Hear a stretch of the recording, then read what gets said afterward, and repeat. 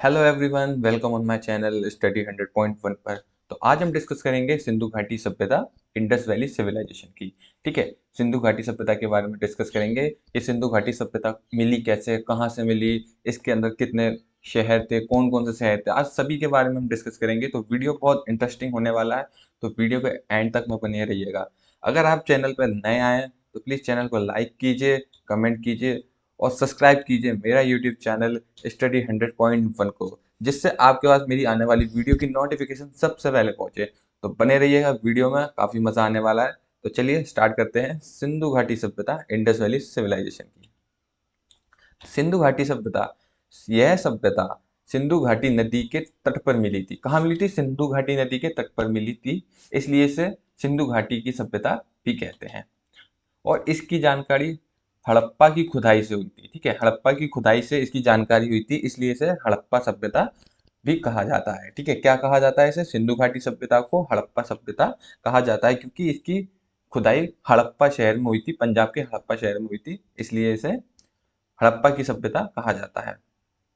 सिंधु घाटी सभ्यता का विकास 2500 ईसा पूर्व से 1750 ईसा पूर्व के बीच तक का माना जाता है। अप्रॉक्स ऊपर नीचे होता रहता है, लेकिन 2500 ईसा पूर्व से 1750 ईसा पूर्व तक का माना जाता है। सिंधु घाटी सभ्यता विश्व की पहली शहरी सभ्यता थी। ठीक है, जो ये सभ्यता थी, जो यहाँ के लोग थे, वो विश्व में पहले थे जो शहरी सभ्यता को फॉलो करते थे। ठीक है, तो आगे देखते हैं। भारतीय पुरातत्व विभाग द्वारा किए गए सिंधु घाटी के उत्खनन से प्राप्त अवशेष हड़प्पा तथा मोहनजोदड़ो जैसे प्राचीन नगरों की खोज है। ठीक है, जो पुरातत्व विभाग था भारतीय सरकार का, उसने क्या किया, सिंधु घाटी नदी के तट पर उत्खनन शुरू किए, जिससे हड़प्पा और मोहनजोदड़ो के अवशेष मिले। ठीक है, इसलिए दो बड़े शहर मिले, हड़प्पा और मोहनजोदड़ो। हड़प्पा सभ्यता की खोज दयाराम साहनी ने 1921 में की थी। ठीक है, कब की थी हड़प्पा सभ्यता की खोज? दयाराम साहनी ने 1921 में की थी। भारतीय पुरातत्व विभाग के तत्कालीन डायरेक्टर जनरल जॉन मार्शल ने सन 1924 में इसकी घोषणा की। ऐसा हुआ था कि दयाराम साहनी ने तो इसकी 1921 में खोज की थी। ठीक है, इसकी उत्खनन से जानकारियां निकाली थी, लेकिन जो पुरातत्व विभाग के डायरेक्टर थे जॉन मार्शल, उन्होंने 1924 में इसकी घोषणा कर दी कि ऐसे ऐसे हड़प्पा तथा मोहनजोदड़ो की खुदाई या उत्खनन में हमें अवशेष प्राप्त हुए हैं। तो ये पब्लिकली कर दिया गया था। तो देख लेते हैं सिंधु घाटी सभ्यता का विस्तार कहाँ से कहाँ तक था। ठीक है, इसके बारे में देख लेते हैं। तो इसका विस्तार था उत्तरी सीमा में मांडा। ठीक है, यानी जम्मू वाला हिस्सा है वो उत्तरी सीमा है, तो ये मांडा वाले हिस्से में इसका वहां तक विस्तार था। पूर्वी सीमा में आलमगीरपुर। ठीक है, आलमगीरपुर उत्तर प्रदेश में स्थित है, जो पूर्वी सीमा तक जाता था। ठीक है, अगला है दक्षिणी सीमा, दैमाबाद, जो कि गुजरात और महाराष्ट्र वाला जो हिस्सा है, यानी महाराष्ट्र के एंड तक में सिंधु घाटी सभ्यता का विस्तार हुआ था। और पश्चिम में सुत्का और बलूचिस्तान, जो पाकिस्तान में है, इसका पश्चिम वाले हिस्से में इसका विस्तार था। तो आगे देखते हैं इनका सामाजिक जीवन कैसा था। इनका जो सामाजिक जीवन था वो था स्वरूप मात्र सत्तात्मक। ठीक है, मात्र सत्तात्मक यानी आस्थाओं वगैरह में इनका ज्यादा वो था, तो इसलिए इसे मात्र सत्तात्मक कहते हैं। सिंधु घाटी सभ्यता में चार समाज के वर्ग बांटे गए, यानी चार टाइप के वहां लोग रहा करते थे। पहला था विद्वान। ठीक है, विद्वान वर्ग के लोगों को सबसे ऊपर रखा जाता था वहां। ठीक है, विद्वानों को कहाँ रखा जाता था? सबसे ऊपर। फिर आते थे योद्धा वर्ग। योद्धा वर्ग को दूसरे नंबर पे वहां उसकी मान्यता प्राप्त की थी। विद्वान के बाद जो थे वो थे योद्धा। फिर उसके बाद था व्यापारिक वर्ग और बाद शिल्प वर्ग। ठीक है, जो भी व्यापारिक और कलाएं करते थे, फिर उनका स्थान था। और एंड में था श्रमिक। ठीक है, जो भी वर्कर होते थे, श्रमिक लोग थे, एंड में उनको रखा गया था। यानी इन चार श्रेणियों में बांटा गया था: विद्वान, योद्धा, व्यापारिक व शिल्प, और लास्ट में श्रमिक। इनकी भोजन प्रणाली दोनों थी, शाकाहारी व मांसाहारी, दोनों टाइप की इनकी भोजन प्रणाली थी। आगे देखते हैं कि जो इनकी शवाधान प्रणाली है वो कैसी थी। ये तीन प्रकार की होती थी। जब कोई व्यक्ति मर जाता था तो उसके बॉडी के साथ वो लोग क्या करते थे, तो एक था पूर्ण शवाधान। ठीक है, क्या था? पूर्ण शवाधान। इसके अंतर्गत क्या करते थे कि मृतक को जमीन में दफना दिया करते थे। ठीक है, दूसरा है आंशिक शवदान। ठीक है, इसमें क्या करते थे, मृतक के शरीर को जंगल में छोड़ देना है। तो जंगल में छोड़ने का अर्थ ये था कि उसके जो भी व्यक्ति था वो मर जाता था तो उसको जंगल में छोड़ दिया जाता था, जिससे जो भी वहाँ के पशु व पक्षी हैं वह उसके मांस को खा जाते थे। फिर ये क्या करते थे कि जो उसकी हड्डियां बचती थी उसको दफना दिया करते थे। तो ये आंशिक शवदान था। तीसरा है दाह संस्कार। इसमें क्या करते थे कि मृतक को जलाने की परंपरा थी, लकड़ियों के साथ उनको जला दिया जाता था। तो ये है इसकी शवदान प्रणाली। आगे देख लेते हैं नगर नियोजन। सिंधु घाटी के नगर विश्व के प्राचीनतम सुनियोजित नगर हैं। यानी कहने का मतलब यह है कि वेल डेवलप्ड नगर थे उस समय में, एक लाइन में, एक सीध में, गलियों में व नालियों में, इस तरीके से कभी सुनियोजित नगर थे, वेल डेवलप जैसे कह सकते हैं। हड़प्पा और मोहनजोदड़ो में पक्की ईंटों का प्रयोग किया गया है। ठीक है, पक्की ईंटों का यानी पकाई हुई ईंटों का वहाँ प्रयोग किया गया है। उस टाइम में जो भी अच्छी खासी क्वालिटी की जो ईंटें हुआ करती थी उसका प्रयोग किया गया है हड़प्पा और मोहनजोदड़ो में। अगला है कि जो मकान के दरवाजे हैं वो सड़क पर ना खुलकर पीछे गलियों में खुलते थे। ठीक है, इनमें जो थे दरवाजे वो ऐसे बने हुए थे कि बाहर मेन रोड पर ना खुलकर गलियों में खुलते थे। सिंधु सभ्यता में सर्वाधिक चौड़ी सड़कें मोहनजोदड़ो से मिली थी। जो सिंधु सभ्यता में कई नगर मिले थे उसमें से एक नगर ऐसा था मोहनजोदड़ो, जिसमें सर्वाधिक चौड़ी सड़कें मिली, जिनकी चौड़ाई लगभग 10 मीटर थी। सामान्यतः मकानों में 4 से 5 कमरे बनाए गए थे। ठीक है, आंगन, रसोई घर, स्नान घर, कुएं, शौचालय आदि इस टाइप में इनके अवशेष वहां की खुदाई में मिले हैं। ठीक है, और क्या था, जो घर के मकान थे उनके किनारे ढकी हुई नालियां मिली। कैसी थी? ढकी हुई नालियां, जिनका पानी का निकास हो सके। तो चलिए बात कर लेते हैं सिंधु सभ्यता के प्रमुख स्थल या प्रमुख स्थानों की जो खोज हुई थी उसके बारे में डिस्कस कर लेते हैं। तो सबसे पहला है हमारा हड़प्पा सभ्यता। ठीक है, इसकी खोज कब हुई थी? 1921 में। ठीक है, तो इसके बारे में देख लेते हैं। इसकी खुदाई किसने कराई थी? मैंने आपको अभी बताया, इसकी खुदाई दयाराम साहनी ने 1921 में रावी नदी के तट पर। ठीक है, अब वर्तमान में कहाँ पर है? ये पाकिस्तान में स्थित है। मतलब जो उस समय था 1921 में, तब तो सब एक ही था, भारत पाकिस्तान सब एक था। तो दयाराम साहनी ने 1921 में रावी नदी के तट पर इसकी खुदाई या उत्खनन करवाया था। ठीक है, यहाँ से निम्नलिखित वस्तुएं मिली थी। कौन कौन सी वस्तुएं मिली थी उनके बारे में देख लेते हैं। जैसे श्रमिकों के आवास मिले थे, अन्नागार। अन्नागार का मतलब ये था कि जहाँ पर भी खाने पीने का सामान रखा जाता था उस टाइप की एक कई जगहें मिली हुई हैं। लकड़ी का ताबूत मिला है जिसमें लोगों को दफनाया जाता था, वो भी मिला है।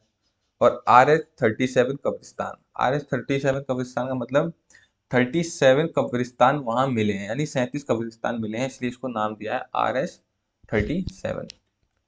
दूसरा है मोहनजोदड़ो। ठीक है, इसकी खोज कब हुई थी? इसकी खोज हुई थी 1922 में। ठीक है, इसकी खोज कब हुई थी? 1922 में राखल दास बनर्जी ने इसकी खोज की थी। कहाँ की थी? सिंधु नदी के तट पर पाकिस्तान में के सिंध प्रांत में लड़काना वाले जिले में इसकी खोज हुई थी। ठीक है, मोहनजोदड़ो को का अर्थ कुछ एक मृतकों का टीला भी बताया गया है कि वहां पर क्या है, जो मोहनजोदड़ो में नगर है वो एक टीले टाइप में बने हुए हैं, एक टीलों पर बने हुए हैं।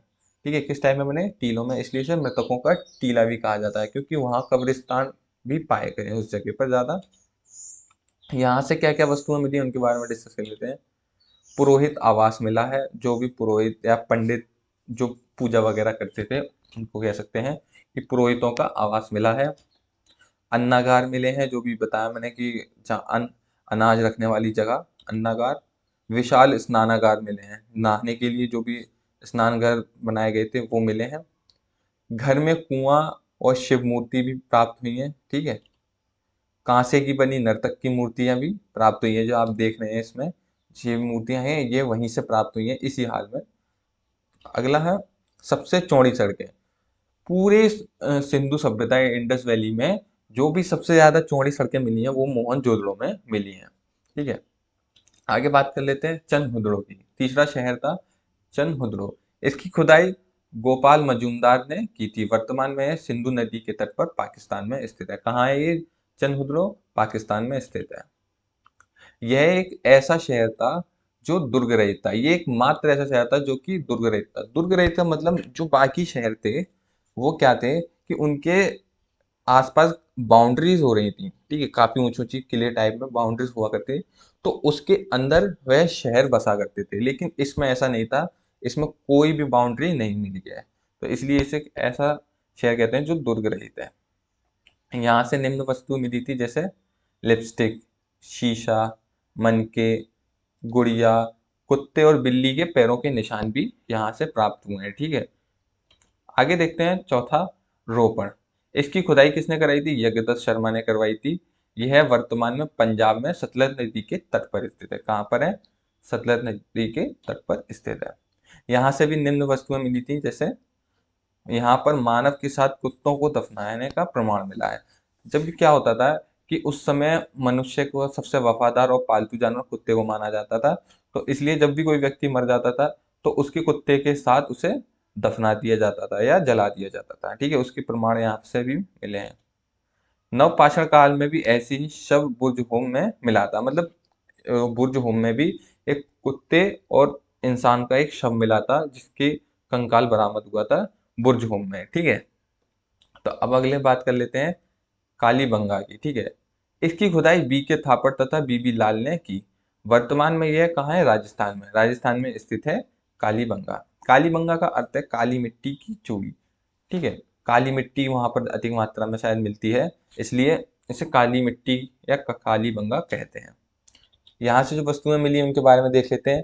हल से जुते हुए खेतों के निशान मिले हैं। आप तो जानते हैं राजस्थान का हिस्सा इसी टाइप में डेवलप है आज भी, तो हल से जुते हुए खेत आज भी वहाँ मिले हैं। अलंकृत ईंटें मिले हैं, जो ईंटों पर पहले तो क्या था कि ईंटें नॉर्मल ईंटें हुआ करती थी, फिर ईंटों पर अलंकारियां या कोई भी कला करने लगे। हवन कुंड मिले और चूड़ियां मिली। ठीक है, वहां पर मिट्टी की बनी हुई चूड़ियां मिली हैं। ठीक है, काफी पुरानी है, टूटी फूटी मिली, लेकिन चूड़ियां मिली हैं। इस अब बात करते हैं धौलावीर की। ठीक है, इसकी खुदाई रविंद्र सिंह बिष्ट ने की थी। किसने करी थी? बिष्ट ने। यहाँ से सिर्फ एक ही चीज मिली, एक स्टेडियम, जो उस समय शायद जो भी खेल हुआ करते थे, एक गड्ढा बनाकर वहाँ ईंटों का घेरा बनाकर एक स्टेडियम टाइप में बना दिया जाता था, जिसके ऊपर से लोग बैठा करते थे और उसके अंदर खेल हुआ करते थे। जैसे आपने देखा होगा कि किसी व्यक्ति के आगे कोई भी सांड टाइप में छोड़ दिया जाता था और उसको उससे बचना होता था, तो इस टाइप में वो जगह मिली है वहां पर। कहाँ पर मिली है? धौलावीर में। अगला है सूरकोटा। ठीक है, इसका उत्खनन जगपति जोशी ने करवाया था। वर्तमान में यह कहाँ स्थित है? गुजरात में स्थित है। यहाँ से क्या मिला है? घोड़े की हड्डी मिली है। क्या मिला है यहाँ से? घोड़े की हड्डी मिली है। तो याद रखिएगा, घोड़े की हड्डी कहाँ से मिली थी? सूरकोटा में मिली है, और इसकी खुदाई किसने करवाई थी? जगपति जोशी ने करवाई थी। चलिए आखिरी देख लेते हैं, लोथल। लोथल सभ्यता का उत्खनन RS राव ने भोगवा नदी के किनारे अहमदाबाद में किया। जो भोगवा नदी है कहाँ पर है? गुजरात में स्थित है, अहमदाबाद के पास। यहाँ से निम्न वस्तुएं मिली थी। यहाँ से क्या मिला था? सिंधु सभ्यता का बंदरगाह मिला था। और जो भी पूरा जो सिंधु सभ्यता का बंदरगाह है वो कहाँ मिला था? ये गुजरात में अहमदाबाद के पास वहीं मिला था। ठीक है, यहाँ के दरवाजे सड़क की ओर मिलते थे। जैसा कि हड़प्पा व मोहनजोदड़ो में आपने देखा था कि जो दरवाजे थे वो सड़क पर ना खुलकर गलियों में खुला करते थे, लेकिन यहाँ ऐसा नहीं है। यहाँ पर जो भी दरवाजे थे वो सड़क पर खुला करते थे। तो ये थे हमारे सिंधु सभ्यता और उसके प्रमुख शहर। तो अगर आपको वीडियो अच्छा लगा हो तो वीडियो को प्लीज़ लाइक कीजिए, शेयर कीजिए और कमेंट ज़रूर करिएगा। ठीक है, कमेंट कीजिएगा, सब्सक्राइब कीजिएगा स्टडी 100.1 पर। और भी अच्छी अच्छी वीडियोस को देखने के लिए प्लीज़ आप चैनल पर बने रहिएगा।